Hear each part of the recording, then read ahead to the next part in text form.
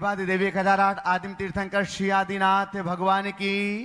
दोनों हाथों को आकाश की ऊंचाइयां प्रदान करते हुए पूरी चेतना के साथ अपनी उपस्थिति का एहसास प्रदान कीजिएगा।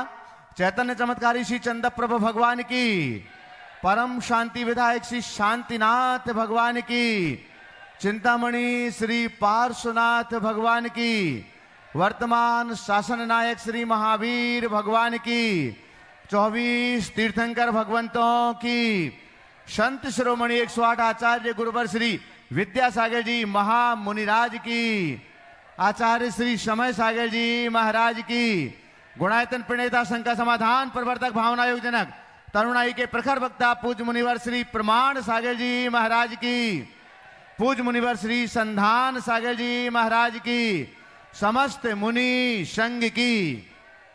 आइएगा बंधु, टीवी चैनल का सबसे लोकप्रिय कार्यक्रम सायंकालीन शंका समाधान के इस दिव्य सत्र को आप सभी लोग मध्य प्रदेश की राजधानी भोपाल स्थित आचार्य श्री विद्यासागर प्रबंध विज्ञान संस्थान तथा श्री विद्या प्रमाण गुरुकुलम के दिव्य परिसर से देख और सुन रहे हैं। जो लोग यहां पर उपस्थित हैं, आप सभी का देश और दुनिया में अपने घरों पर बैठ करके इस समय पारस चैनल, जिनवाणी चैनल, आदिनाथ चैनल, प्रामाणिक ऐप और अन्य डिजिटल माध्यमों से इस लोकप्रिय कार्यक्रम को देखने और सुनने वाले सभी सुधी श्रोताओं का हम हार्दिक हार्दिक स्वागत एवं अभिनंदन करते हैं। आइएगा बंधु, शंका समाधान के इस दिव्य सत्र को आगे बढ़ाने के लिए हम प्रार्थना करें। उसके पहले महाराज श्री का मंगल आशीष ग्रहण करते हैं। दोनों हाथों को जोड़िएगा, आपके लिए भी मंगल आशीष मिले और आपके माध्यम से देश और दुनिया में इस कार्यक्रम को देख रहे लाखों भक्तों के लिए भी मंगल आशीष की छांव प्राप्त हो। हे महाराज श्री, नमोस्तु नमोस्तु नमोस्तु, इच्छामि इच्छामि इच्छामि। आइएगा बंधु, जैसे कि हम सभी के लिए मालूम है, पूज्य महाराज श्री श्री विद्या प्रमाण गुरुकुलम के इस दिव्य परिसर में विराजमान है, जहां उनका चातुर्मास संपन्न हो रहा है, चातुर्मास चल रहा है। और श्री विद्या प्रमाण गुरुकुलम में पढ़ने वाले हमारे मेधावी छात्र भी यहाँ पर उपस्थित हैं। उनका पुण्य है, उनका सौभाग्य है कि महाराज श्री का साक्षात प्रथम वर्ष में ही उन्हें आशीर्वाद और परामर्श और सानिध्य प्राप्त हुआ है, मिल रहा है। बंधु, श्री विद्या प्रमाण गुरुकुलम में पढ़ने वाले सभी मेधावी बच्चे निश्चिंत होकर के अपनी शिक्षा प्राप्त कर रहे हैं। इन्हें अथवा इनके परिवार के लिए किसी भी प्रकार की किसी चिंता को करने की आवश्यकता नहीं है, क्योंकि इनके चिंता का व्यवहार, इनकी पढ़ाई, इनके जो कुछ भी खर्च है वो सारा का सारा वहन करने की जिम्मेवारी गुणायतन परिवार ने अपने मजबूत कंधों पर लेकर के रखी हुई है। गुणायतन परिवार के उन इरादों को और मजबूती प्रदान करने के लिए आप भी गुणायतन से जुड़ सकते हैं। आप गुणायतन से जुड़ करके गुरुकुलम को मजबूत करेंगे। गुरुकुल में पढ़ने वाले इन छात्रों के उज्जवल भविष्य के लिए आप अपनी संपत्ति का सदुपयोग करेंगे। तो आज हम जो गुरुकुल गौरव के रूप में गुरुकुलम से जुड़े हुए हैं, उनके नाम की घोषणा यहां पर करने के लिए जा रहे हैं।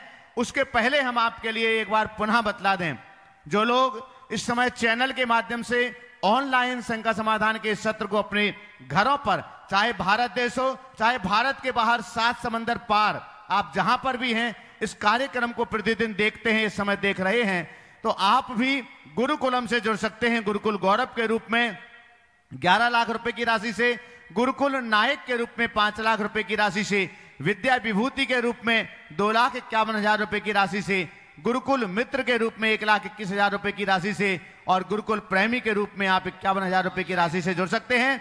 आपके टीवी स्क्रीन पर जो नंबर चल रहे हैं, आप उन पर अपने नाम भेज सकते हैं अथवा गुणायतन कार्यालय में आप अपनी जानकारी देकर के यहां तक आप अपने नाम की उद्घोषणा कर सकते हैं। आज नागपुर महाराष्ट्र से गुरुकुलम से गुरुकुल गौरव के रूप में 11 लाख रुपए की राशि से जुड़ रहे हैं जय कांत, जय हिंद कुमार सिंगई, मातेश्वरी श्रीमती क्रांति सिंगई, नागपुर महाराष्ट्र से जो गुणायतन के शिरोमणि संरक्षक भी हैं। तो एक बार जोरदार करतल ध्वनि से, आप टीवी स्क्रीन पर उनकी फोटो भी देख रहे हैं। ये प्रातः काल यहाँ थे, चूंकि उनको जाना था, तो एक बार जोरदार करतल ध्वनि के साथ में उनका सम्मान कीजिएगा। चैनल के माध्यम से वो जहां भी होंगे, कार्यक्रम को देख रहे होंगे, वे अवश्य इस उद्घोषणा को सुन रहे होंगे। तो बंधुओं, हम आपके लिए बतला दें, आने वाले यहां पर कार्यक्रम लगातार चल ही रहे हैं और आज प्रारंभ हो चुका है भावना योग का ऑनलाइन शिविर। साक्षात भी ऑफलाइन में आज बहुत से लोग यहां पर थे। महाराज श्री की एक बहुत चर्चित कृति, कम समय में जिसने ज्यादा ख्याति अर्जित की है, फील टू हील, भावना योग का विज्ञान, आज प्रातःकाल महाराज श्री ने इस फील टू हील इस पुस्तक पर पहले और दूसरे अध्याय पर आधारित भावना योग आप सबके लिए यहां पर करवाया है। आने वाले दिनों में इसके 13-14 अध्याय आपके बीच होंगे। तो मैं एक बार इस बात के लिए आपसे अनुरोध कर रहा हूं कि आप चाहते हैं कि आप अपने जीवन को, तन मन चेतन को स्वस्थ प्रशस्त आप बनाना चाहते हैं। और आज मैं एक क्लिपिंग सुन रहा था, महाराज श्री कोई मुनि श्री प्रणीत सागर जी महाराज थे, उन्होंने भावना योग के ऊपर बहुत बड़ी व्याख्या अपनी की है।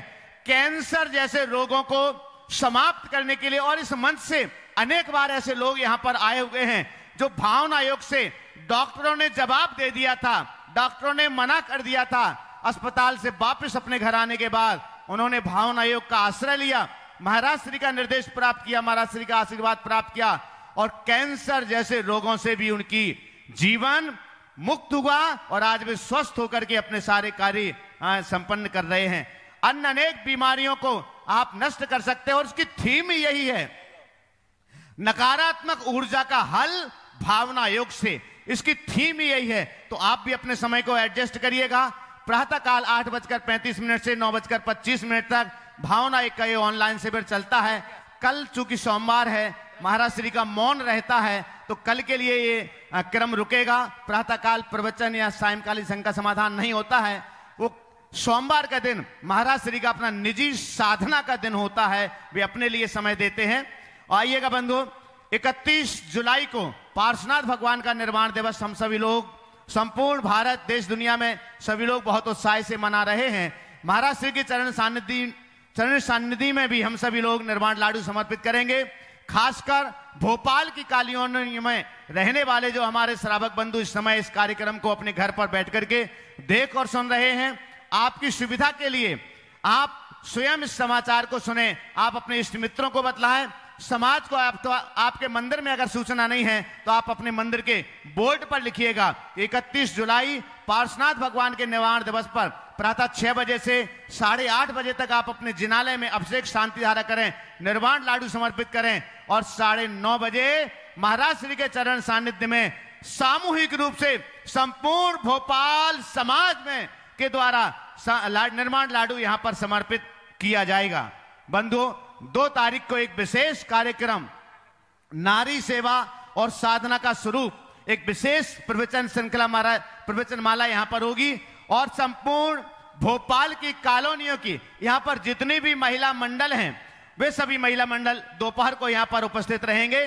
दोपहर 3 बजे से वह कार्यक्रम होगा जो नारी सेवा साधना का स्वरूप इस विषय पर आयोजित है। आप सभी लोग इन सभी कार्यक्रमों में पधारें।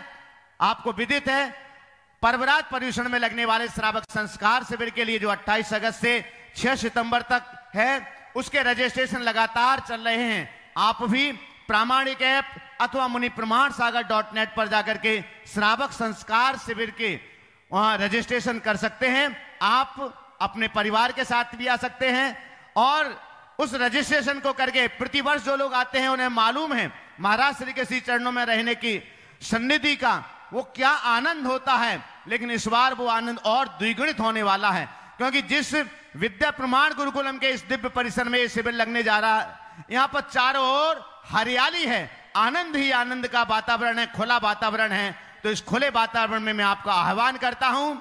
रजिस्ट्रेशन सीमित होंगे, संख्या सीमित है। रजिस्ट्रेशन बंद होने के पहले आप अपनी सुनिश्चितता कीजिएगा। आइएगा, इसी के साथ हम चलते हैं। पूज्यवर मुनि श्री संधान सागर जी महाराज जी के श्री चरणों में नमोस्तु पूर्वक निवेदन करते हैं शंका समाधान के सत्र को आगे बढ़ाने के लिए। नमोस्तु।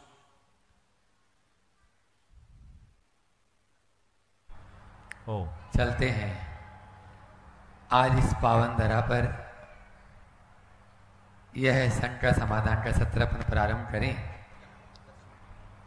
देख रहा हूं आज रविवार का दिन है और जिसका नंबर आ जाए वो अपने आप को भाग्यवान समझे। आर्यन जैन गुरुकुलम श्री विद्या प्रमाण गुरुकुलम का छात्र है और एक ओम जैन गुरुकुलम श्री विद्या प्रमाण गुरुकुलम सागर तैयार रहे। माइक वहां तक पहुंचा दें। नमोस्तु महाराज श्री, नमोस्तु नमोस्तु नमोस्तु। महाराज जी, मेरा प्रश्न यह है कि जब मैं धर्म के कार्य करता हूँ, जैसे मंदिर में बैठता हूँ, कोई भी स्वाध्याय करता हूँ, तो मुझे ऐसा लगता है कि मुझे भी दीक्षा लेनी है। परंतु जब मैं अपनी पढ़ाई में बिजी हो जाता हूँ तो मैं सब भूल जाता हूँ कि क्या करूँ। मेरा प्रश्न यह है कि ऐसा मैं क्या करूँ कि मुझे परमानेंट बैराग आ जाए। बहुत अच्छा सवाल।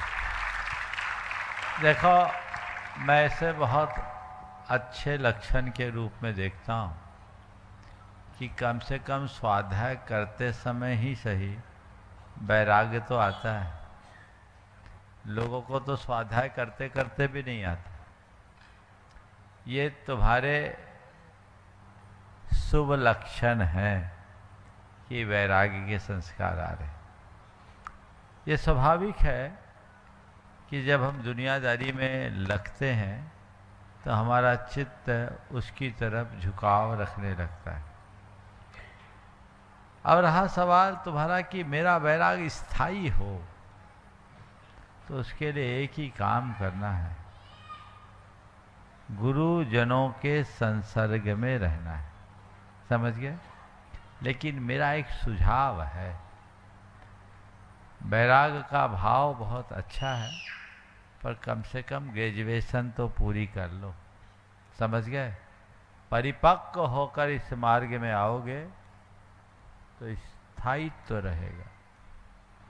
और एक भावनात्मक आवेग से प्रेरित होकर के आओगे तो कल भटक सकते हो।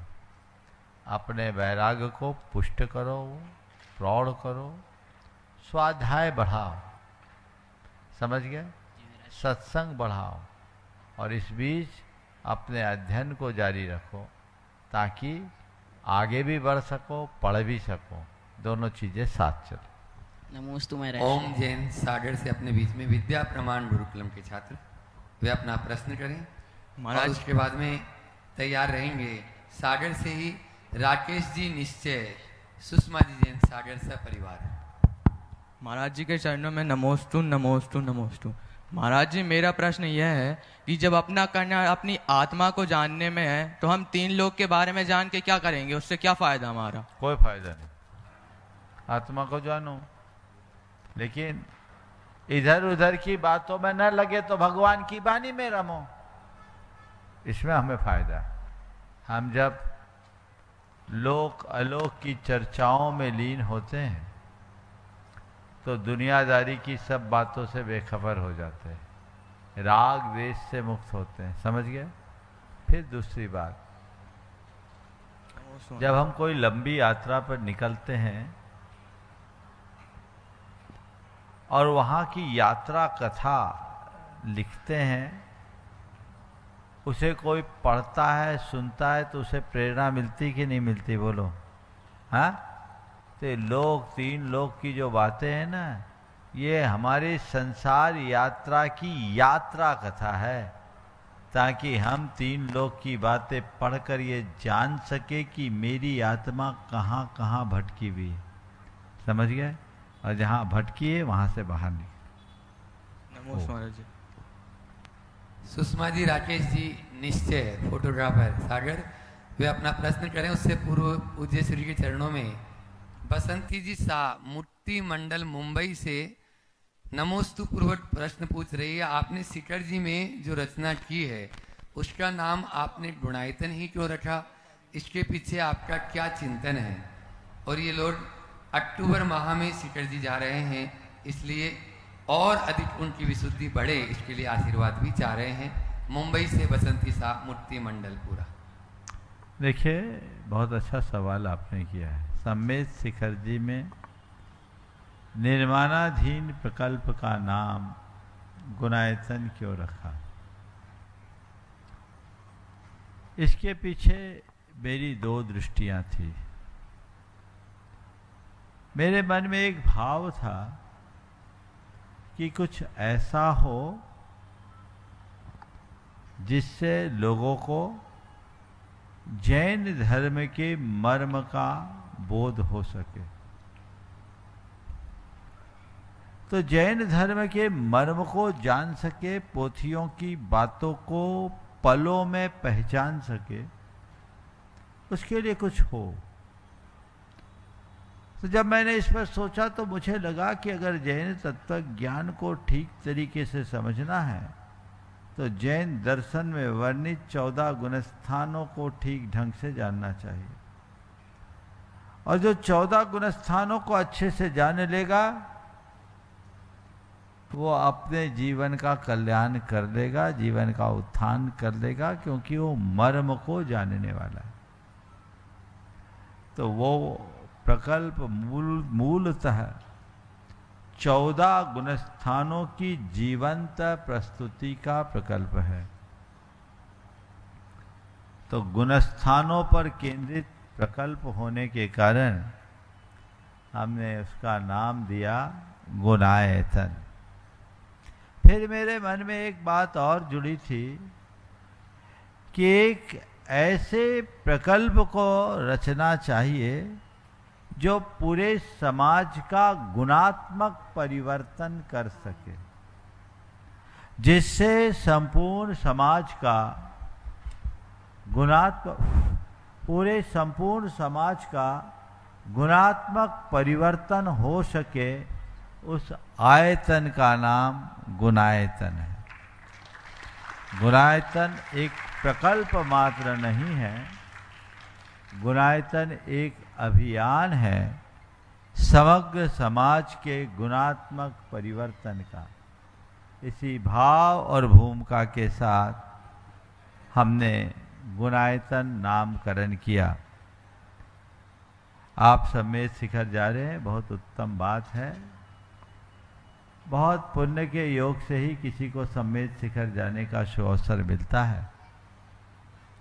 वहाँ जाकर अपनी विशुद्धि को बनाए रखने के लिए कुछ न करे, नित्य प्रति भावना भाए और ओम ह्रीम नमः की जाप निरंतर करते रहे, आपकी विशुद्धि बढ़ते जाएगी। ओम। सागर से राकेश जी निश्चय जी अपना प्रश्न करें। उसके बाद में गाजियाबाद से अपने बीच में प्रभाकांत जी जैन यहाँ पर उपस्थित हैं, वे अपना प्रश्न करें। नमोस्तु महाराज श्री, नमोस्तु महाराज श्री, नमोस्तु महाराज जी। आचार्य परमेष्टि के 36 मूल गुण होते हैं और साधु परमेष्टि के 28 मूल गुण होते हैं, परंतु उपाध्याय परमेष्टि के 25 मूल गुण क्यों होते हैं? जिसके लायक जो है वही होगा। फिर भी महाराज जी कुछ अब 25 मूल गुण बता दिए, 11 अंग 14 पूर्व के कारण 28 तो तीनों में होते हैं। हाँ। चाहे आचार्य हो, चाहे उपाध्याय हो, चाहे साधु, या 28 तो चाहिए ही। पर ये अतिरिक्त है जो उनकी पहचान के आधार है, इसलिए ऐसा कहते हैं। नमोस्तु प्रभाकांत जी जैन गाजियाबाद। और तैयार रहेंगे मिनाल के अध्यक्ष सुमन चंद जी जैन। मेरे आराध्य गुरुदेव एवं संपूर्ण संघ के चरणों में नमोस्तु नमोस्तु नमोस्तु, इच्छामि इच्छामि इच्छामि। महाराज श्री, मेरी शंका यह है कि एक अभी रिसेंटली एक अध्ययन में यह आया था कि हम किसी भी क्रिया या एक्शन का कोई रिएक्शन करते हैं तो उसके पीछे हमारी फीलिंग्स होती हैं। उन फीलिंग्स जैसी हमारी नेगेटिव फीलिंग्स होगी तो हम नेगेटिव तरीके से रिएक्ट करेंगे और पॉजिटिव फीलिंग्स होगी तो पॉजिटिव तरीके से रिएक्ट करेंगे। बट उस पर और गहराई में अध्ययन किया तो फीलिंग्स का कारण निकल के आया कि हमारे जिस तरह के भाव होते हैं या जो हम मीनिंग एसोसिएट करते हैं उस घटना से, उस अकॉर्डिंग हमारी फीलिंग जनरेट होती है। तो महर्षि, मैं इस संदर्भ में थोड़ा समझना चाह रहा था कि इसमें भावना योग का योगदान कहाँ है, फीलिंग जनरेशन में, या फिर हम मीनिंग को किस तरीके से एसोसिएट करते हैं उसके साथ में? देखिए, भावना योग फीलिंग जनरेशन नहीं करता। भावना योग हमारी फीलिंग को चेंज करता है। ये एक बहुत बड़ा सत्य है कि हमारी जैसी भावना होती है वैसा ही हम अनुभव करते हैं। अगर हमें अच्छा अनुभव करना है तो हमें भावनाओं को अच्छा रखना हो। भावना योग की सबसे बड़ी विशेषता यही है कि यह हमारे अंदर ऐसी क्षमता देता है कि हम अपने अंदर की नकारात्मकता को हटाएं, और नकारात्मकता को हटाते ही हमारे अंदर सकारात्मकता का संचार होता है, और उसके बदौलत हम हर पल अच्छा महसूस करने में सक्षम बनते हैं। नमोस्तु महाराज जी, नमोस्तु नमोस्तु। सुमत चंद जी जैन, अध्यक्ष मिनाल एजेंसी, और उसके बाद में तैयार रहेंगे अपने बीच में दिल्ली से डॉक्टर रजत जी जैन, साइंटिस्ट जो IITN है। नमोस्तु मुनिश्री मंदिर जी में विराजमान भगवान के लिए तो समाज जन द्वारा पुख्ता सुरक्षा व्यवस्था की जाती है, किंतु चलते फिरते भगवान दिगंबर जैन मुनि एवं आदि का जो अनवरत विहार कर धर्म प्रभावना और समाज को सुधारने का कार्य करते हैं, उनके लिए विहार के दौरान पुख्ता सुरक्षा व्यवस्था नहीं रहती है। ओम आपका प्रश्न मेरे पास आ गया है, काफी विस्तृत प्रश्न है। सार में मैं इतना बताता हूँ, आया आपका प्रस्ताव है, प्रश्न नहीं। इस विषय में मैंने अनेक बार अपने विचार व्यक्त कर दिए हैं, और आप लोगों को चाहिए कि उस पर ध्यान देकर काम करें। आगे बढ़िए। नमस्ते महाराज जी। डॉक्टर रजत जी जैन, साइंटिस्ट है, IIT दिल्ली, और उसके बाद में तैयार रहेंगे CS नीलेश जी जैन, नवरत्न परिवार से भी हैं, शिरोमणि संरक्षक हैं, नवरत्न अटूद।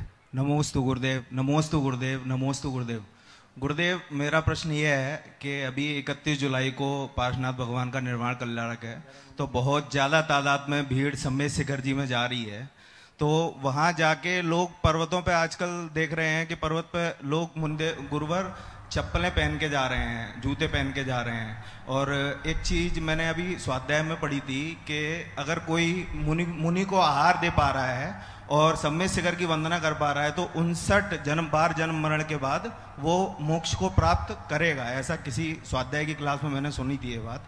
तो ये अब इसमें क्या बंद हो रहा है गुरुदेव के चप्पल जूता पहन के जा रहे हैं और ये सब खाना पीना कर। देखो, सम्मेद शिखर हमारा पवित्र तीर्थ है, हम उसके कण कण को पूज्य और पावन मानते हैं।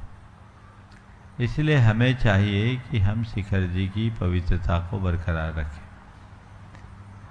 पर आजकल बहुत सारे लोगों ने केवल टोकों को ही पवित्र मानना शुरू कर दिया।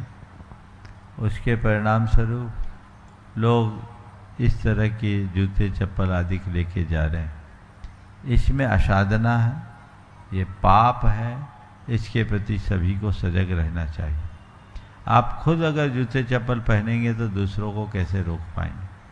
तो लोगों को खुद से आगे होकर अपने अंदर ऐसी श्रद्धा भावना जगानी चाहिए, और ये मान करके चलना चाहिए कि हमारे केवल टोंक पूज्य नहीं, पर्वत पूज्य। नमोस्तु गुरुदेव। CS नीलेश जी जैन, नवरत्न, और मैं चाहूँगा इन्हीं के साथ सभी नवरत्न जो परिवार यहाँ पर उपस्थित हैं, रवि जी मड़भैया भी यहाँ पर उपस्थित, पुष्पेंद्र जी बांधा भी उपस्थित हैं, वे भी साथ में हो जाएं। और अपना प्रश्न नीलेश जी बोल रहे हैं। नमोस्तु गुरुदेव। गुरुदेव, तीर्थंकरों के जब भी कल्याणक होते हैं तो मंदिर जी में हम लाडू चढ़ाते हैं, और आजकल ये प्रथा हो गई कि लाडू जो है हम विभिन्न आकार के लाडू चढ़ाते हैं। तो लाडू का सही स्वरूप क्या होना चाहिए? देखिए, आजकल लाडू के नाम पर प्रभावना बढ़ाने के लिए कई तरह की प्रतियोगिताएं आयोजित होने लगी, और लाडू सजाओ प्रतियोगिता भी होने लगी।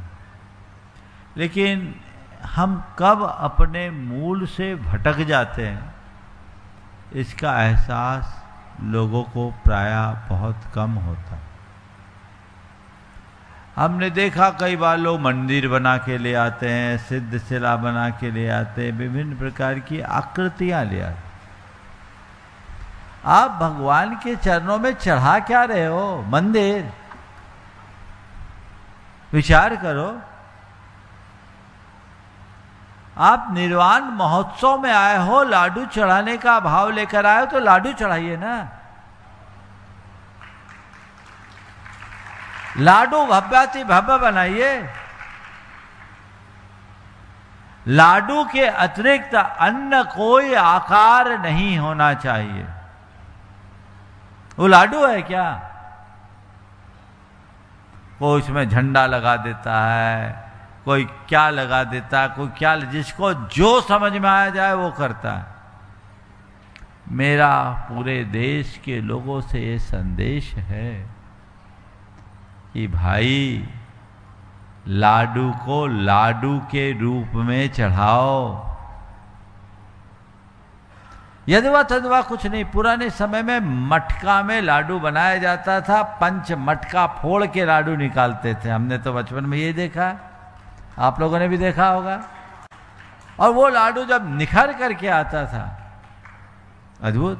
आजकल तो 2300 किलो का लाडू, अब क्रेन बुलाओ उसको चढ़ाने के लिए। क्या है? मुझे इन सब की कोई तार्किकता समझ में नहीं आती। श्रद्धा भाव का मोदक भगवान के चरणों में अर्पित होना चाहिए और लाडू ही होना चाहिए।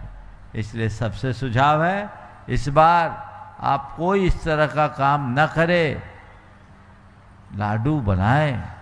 प्रभावना के अन्य आकर्षण उत्पन्न किए जा सकते, पर ऐसा काम मत करो जिसमें धर्म के नाम पर केवल आडंबर बन जाए और हमारी मूलभूत भावनाएं आहत हो जाए। ये कतई उचित नहीं है। इस बार आप लोगों ने ऐसा निश्चय किया है कि सब मंदिरों में लाडू चढ़ाने के उपरांत लोग यहाँ आकर सामूहिक रूप से लाडू चढ़ाएंगे, अपने अपने मंदिरों से भी लाडू लाएंगे। बहुत अच्छा संदेश जाएगा, सारे मंदिर के लोग आए। लेकिन वो लाडू लाना और अपने मंदिर में भी लाडू चढ़ाना। कोई अगर और चीजें लाता है तो उससे पूछो, भैया तू क्या चढ़ा रहा है, बता। हमारी परंपरा क्या है, हमारी पहचान क्या है? जो हमारी पारंपरिक व्यवस्था है, हमें उसका उल्लंघन नहीं करना चाहिए। यदि इन बातों को हम ध्यान में रख करके चलेंगे, तभी कुछ सार्थक घटित कर सकेंगे। इसलिए इस बार सबको ध्यान रखना है। भोपाल वाले तो ध्यान रखेंगे ही, सारा संदेश पूरे देश में जाना चाहिए और देश भर के लोग इस पर ध्यान दें। इसी क्रम में मैं पुष्पेंद्र जी, सविता जी। और अब इन्हें एक सवाल किया, कुछ लोग बोलते हैं गोला चढ़ा दो, तो गोला लड्डू है क्या? लड्डू के नाम पर तुम्हें कोई गोला खिलाए तो क्या करोगे, बोलो? ये नहीं होना चाहिए। फिर क्या इसमें एक चीज और है, देखिए, एक और दो बातों पर और ध्यान देना चाहिए। नीलेश सुनो, आजकल लाडू को सजाने के नाम पर कई तरह के केमिकल यूज होने लगे हैं, जो महान अशुद्ध है। हमने तो ये देखा है कि पहले घर में कुएं का पानी लाकर छने पानी से शुद्ध लड्डू बनाकर मंदिर में चढ़ाया जाता था। सोले का लड्डू जैसे मुनिराज के चौके के लिए होता है। आजकल तो हमने सुना लड्डू भी ऑर्डर से आने लगे। यह आपका प्रमाद है। आप रोज जब भगवान के दरबार में द्रव्य धो करके चढ़ाते हैं तो लड्डू अशुद्ध कैसे चढ़ा सकते हो? ये तो आप लोगों को विचारना है। और उसमें केमिकल लगा रहे हैं, क्या जरूरत है उसमें ऐसा रंग भरने का? हमारे यहाँ दो ही परिपाटी, या तो मोदक के नारियल के लड्डू चढ़ाने के या बेसन के नुक्ती के, यही दो परिपाटी रही। जहाँ जो जिस मंदिर में जो परिपाटी वो चढ़ा। ज्यादातर लोग नारियल के लड्डू चढ़ाते थे, पर आजकल तो नारियल के लड्डू भी गोल हो गए, शक्कर की चक्की हो गई। कौन मशक्कत करे? शक्कर घोल दिए, चक्की दे दिए। तुम्हारा प्रमाद है। शक्कर की चक्की का नाम लाडू है क्या? नारियल का बुरादा होना चाहिए। और पहले घर घर से घिसकर नारियल जाता था मंदिर में। आजकल सारी व्यवस्थाएं बदल दी गई। कहने को आयोजनों का स्वरूप बढ़ा है, पर हमारे संस्कार दिनों दिन छीन हुए। हमें इन्हें ठीक करना चाहिए। इसी के साथ एक गलती आप लोग और करते हैं, उसी लड्डू के ऊपर कपूर जला देते हैं, सो लड्डू भी जल जाता है। जला हुआ लड्डू खाओगे क्या? दग्ध वस्तु तो चढ़ाना भी नहीं चाहिए। अगर दीपक जलाना है तो अलग से दीप प्रज्वलित कीजिए, उसे जला करके रखिए तो ठीक हो। बंधुओं, अभी यहाँ पर फील टू हील भावना युद्ध का यह है एक अद्भुत प्रयोग गुरुवर द्वारा किया जा रहा है, और उस पर जो फील टू हील भावना युद्ध का विज्ञान जो पुस्तक आज आप लोगों के हाथों में सबने यहाँ पर देखा, वह पुस्तक 1000 प्रतियां लेने का संकल्प किया है इस चातुर्मास के नवरत्न और शिरोमणि संरक्षक गुणायतन के पुष्पेंद्र जी, सविता जी बांदा, अमिता जी, अंकित जी, मनस्वी नैवेद्य, गुनगुन जैन बांदा परिवार, जोरदार ताली बजा दीजिए। और मैं चाहूंगा दोनों शिरोमणि संरक्षक रवि भाई और नीलेश भाई अपने ही शिरोमणि नवरत्न परिवार उनका स्वागत अभिनंदन करते हैं। श्रीमती राकेश जी लोहाड़िया वे श्रीमती सविता जी का सम्मान करेंगी और प्रश्न भी सविता जी अपना गुरु चरणों में करेंगे। आप लोगों से भी चाहूंगा मैं कि जिस प्रकार से आज पुष्पेंद्र जी ने संकल्प लिया है जन जन तक उस कृति को पहुंचाने का, आप लोग भी उस पुस्तक को 100, 200, 500 प्रति लेकर जन जन तक पहुंचा सकते हैं, जिसके माध्यम से न केवल शारीरिक अपितु मानसिक चैतसिक आज बहुत महती आवश्यकता है उस पुस्तक की। आप जरूर फील टू हील अवश्य लें और अपने आप का कल्याण करें। सविता जी, पुष्पेंद्र जी अपना प्रश्न करें, उसके बाद में आज अपने बीच में गुड़गांव से सुनील रेखा सुकृति सुहानी जो गुणायतन की ट्रस्टी भी हैं, वे अपना प्रश्न करेंगे। नमोस्तु गुरुदेव। क्षुल्लक जी के चरणों में इच्छामी उपस्थित सभी लोगों को सादर जय जिनेन्द्र। गुरुदेव, मेरा प्रश्न या उसे हम समस्या का भी नाम दे सकते हैं, जो कि आज से शुरू हुई श्रृंखला से संबंधित है। समाज में, देश में और विश्व में अधिकतर मनुष्य की लाइफ स्टाइल काफी विकृत हो चुकी है। तो क्या यह भावना योग समाज को दिशा देने में सहायक हो सकता है क्या? देखिए, भावना योग का काम क्या है? व्यक्ति की भावना को बदल देना, भावना को सकारात्मक बना देना, व्यक्ति के हृदय में श्रद्धा और शुचिता को जगा देना।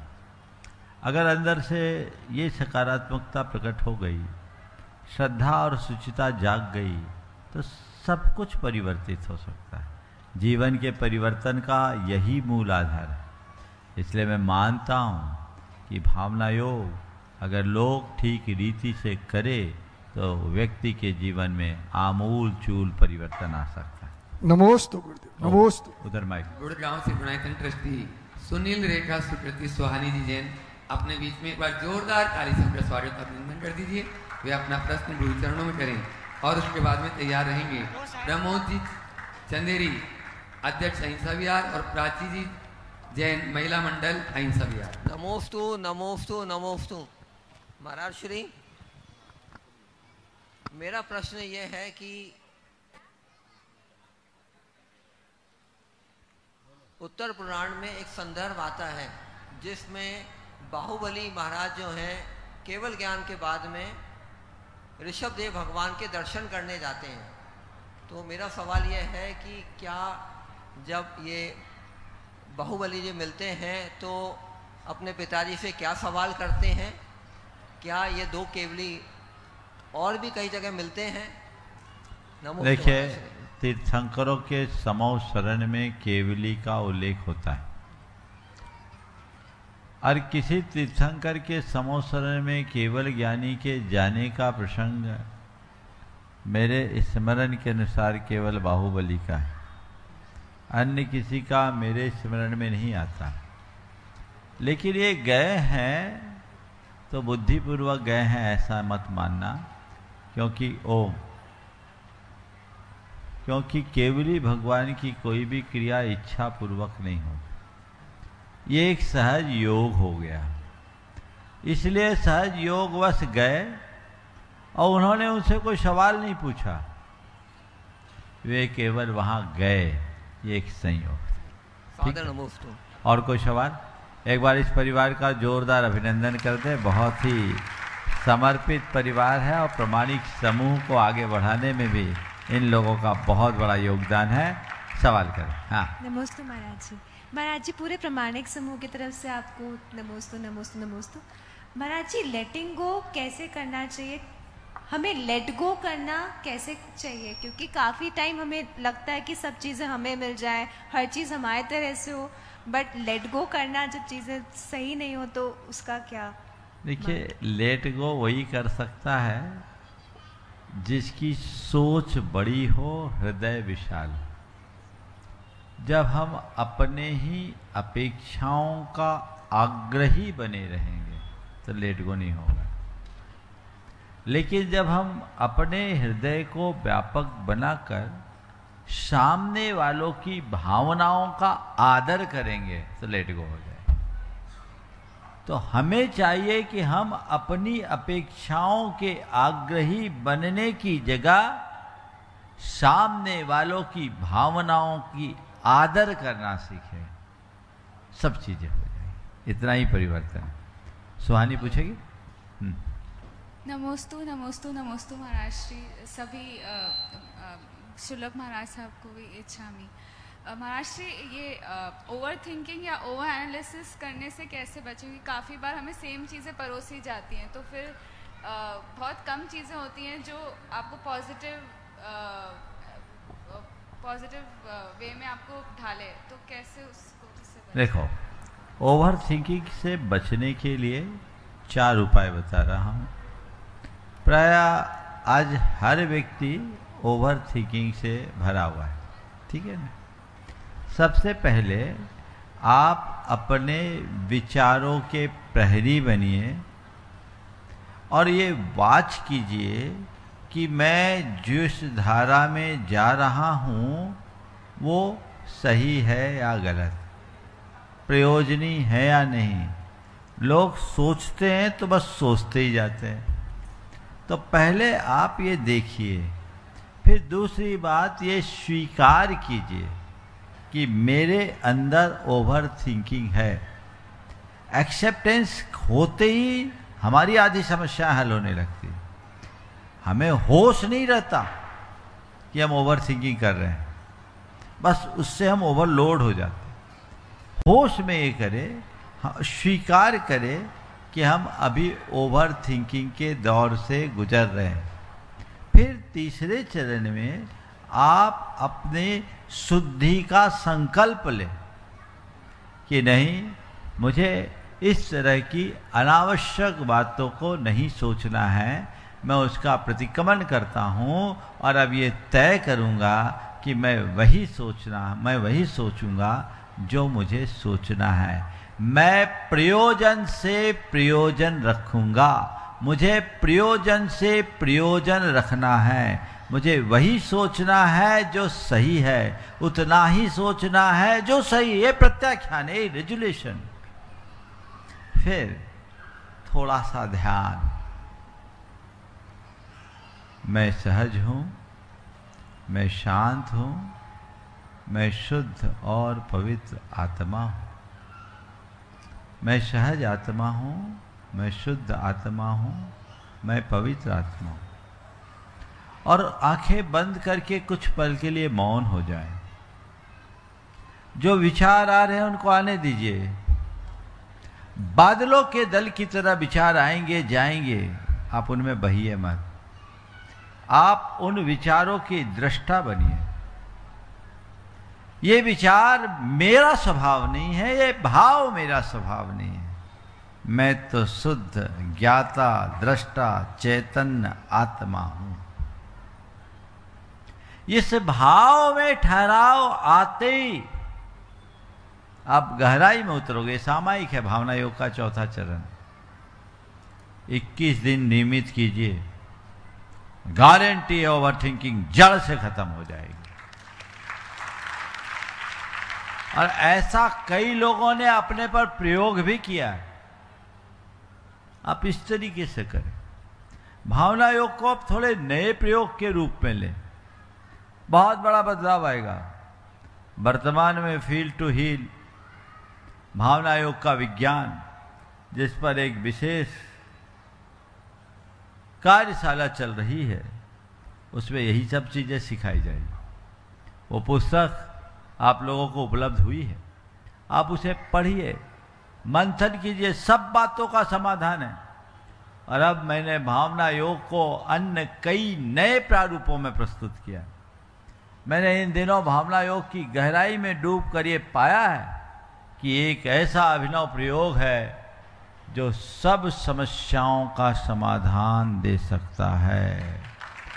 ये हमें मुक्ति तक पहुंचा सकता है।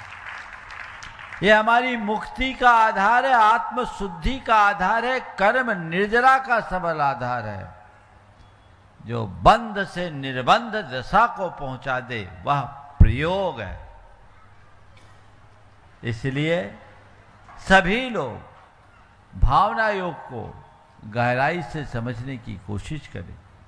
उसे किसी धर्म, परंपरा अथवा धार्मिक विधि तक सीमित न समझें।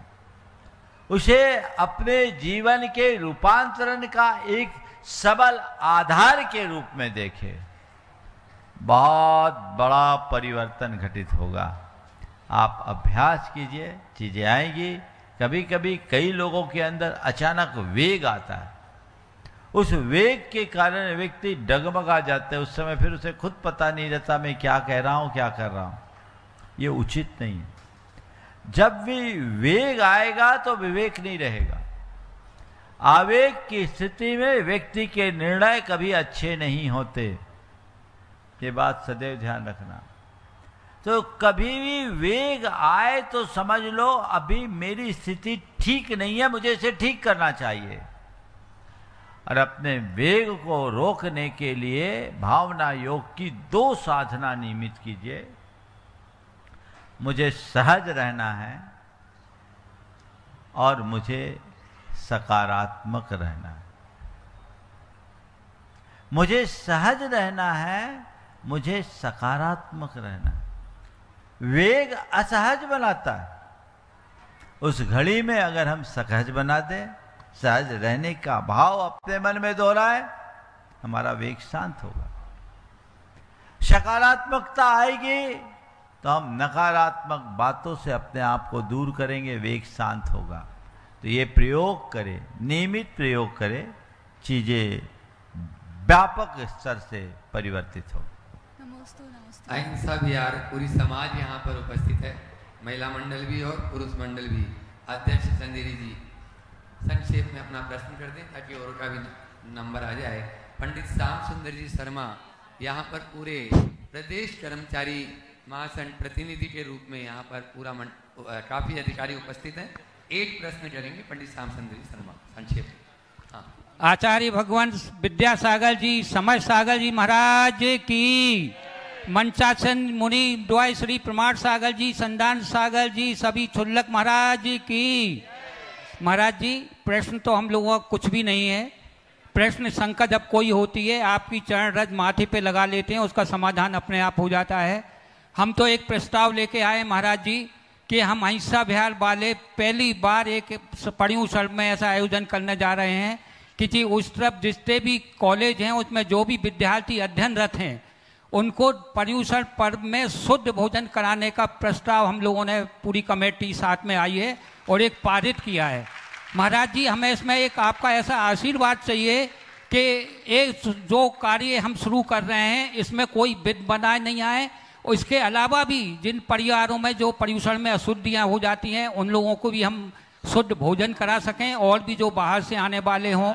महाराज जी वैसे तो हम कोशिश यही करेंगे कि इसकी जो भी व्यय होगी हम लोग करेंगे, लेकिन इसमें कुछ व्यय अगर मंदिर से होता है तो इसमें कोई दोष तो नहीं लगेगा। महाराज जी नमोस्तु। देखिए, बहुत अच्छी बात आज आपने यहाँ रखी है और बहुत अच्छा है कि समय से पहले आ गए। मैं हर वर्ष ये प्रेरणा पूरे समाज को देता हूँ और आपके सवाल के माध्यम से सबसे पहले आपकी सराहना करते हुए कि आपने बहुत ही अनुकरणीय पहल की है, पूरे देश को ये संदेश देना चाहता हूँ कि आप हर मंदिर में अभी से नोटिस बोर्ड में लगा दें और एक ऐसी व्यवस्था करें कि दशलक्षण के दिन में जितने भी छात्र छात्राएं हैं या बाहर से आकर के आने जाने वाले कर्मचारी या व्यापारी हैं, वे यहाँ आए, हम उनको निःशुल्क शुद्ध भोजन उपलब्ध कराएंगे। उनका व्रत पलेगा। ये आपका एक प्रकार से आहार दान का पुण्य लाभ होगा। आप चाहते हैं कि हमारे बच्चों में अच्छे संस्कार बने रहे। 10 दिन तक तो पढ़ाई छोड़कर कोई घर नहीं जा सकता, लेकिन आप अगर ऐसी व्यवस्था करते तो ये काम होगा। कई शहरों में ऐसी व्यवस्थाएं चल रही है। पिछले साल हम इंदौर में थे, वहाँ भी चल रही थी। आपके भोपाल में भी आप लोग कर रहे हैं, करते हैं, और भी मंदिरों में करें।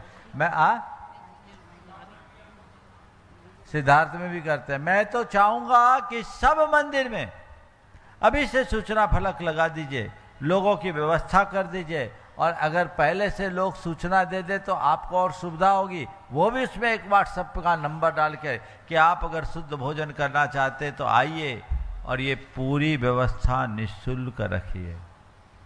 इसके लिए शुल्क मत रखिए। अब रहा सवाल इसका खर्चा, तो पहले तो मैं पूरे देश को कहूँगा, बहुत सारे शहरों में ऐसा होता है, इस साल भी हो, सब जगह हो, उनके 10 दिन के व्रत निर्दोष रूप से पले। इससे बड़ी बात और कुछ नहीं होगी। दूसरी बात, इसका खर्चा मंदिर से इसका खर्चा नहीं होना चाहिए।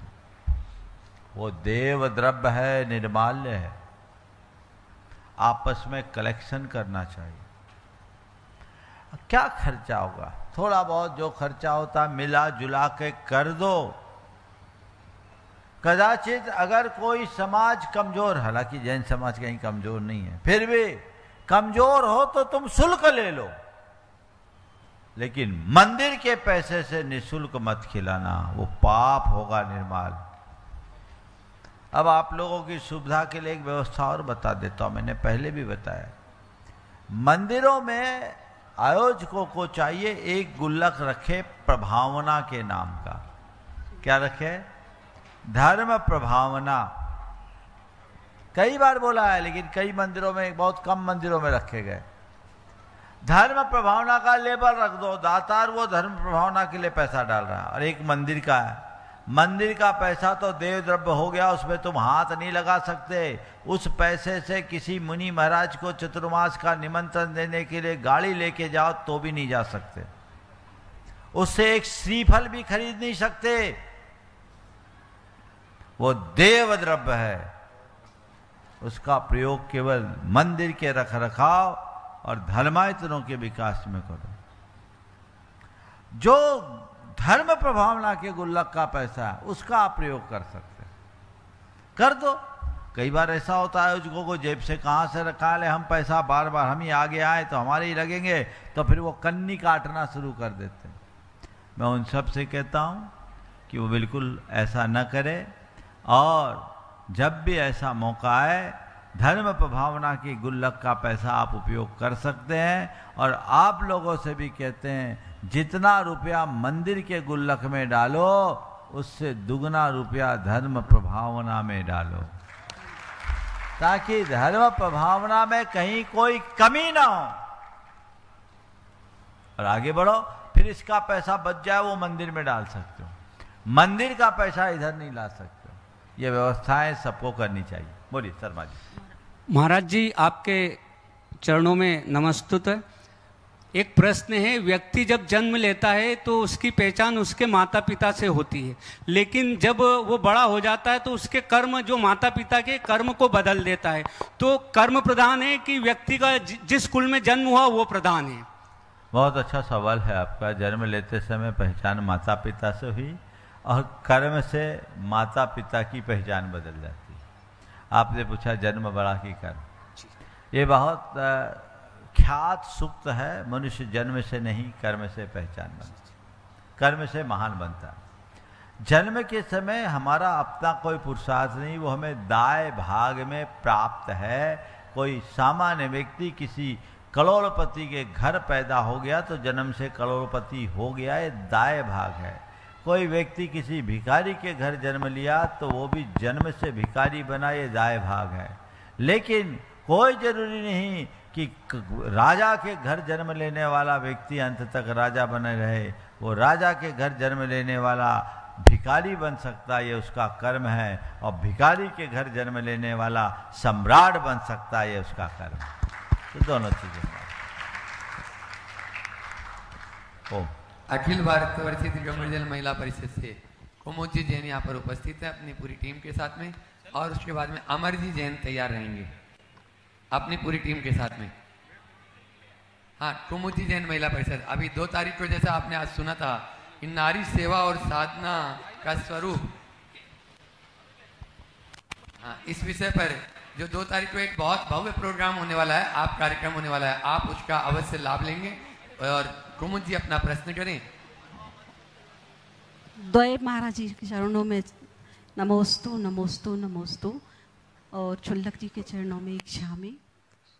महाराज श्री, पहले तो अखिल भारतवर्षीय दिगंबर जैन महिला परिषद ने जो आपके सामने आवाहन किया, तो सकल महिला समाज से मैं आवाहन कर रही हूँ इस मंच से कि आप 2 तारीख के प्रोग्राम में अवश्य पधारें।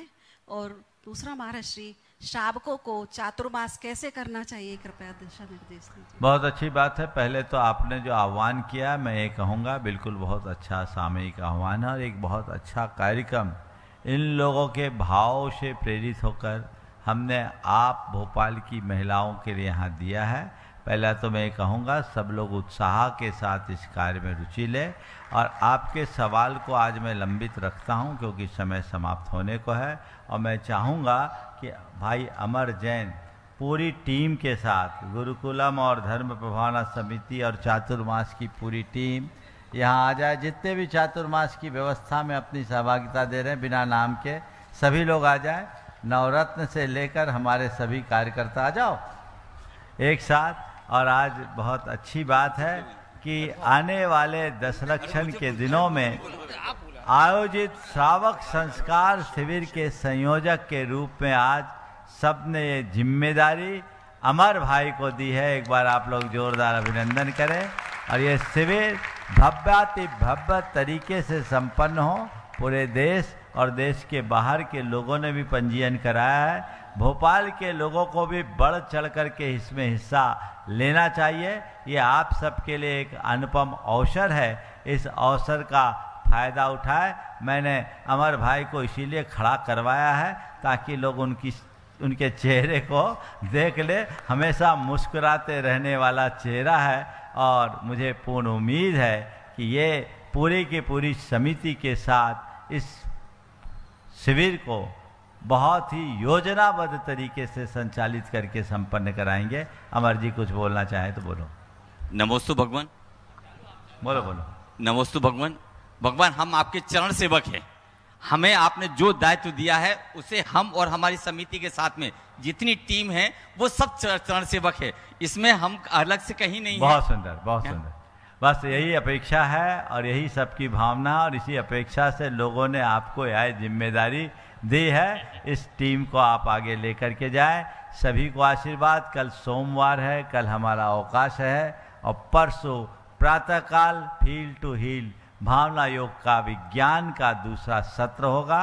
और जो नियमित कार्यक्रम हो चलेंगे। मोक्ष सप्तमी में आप लोग इसी तरह उत्साहित होकर के आए। ओम शांति। परम पूजाचार्य गुरुवत्स्य विद्या।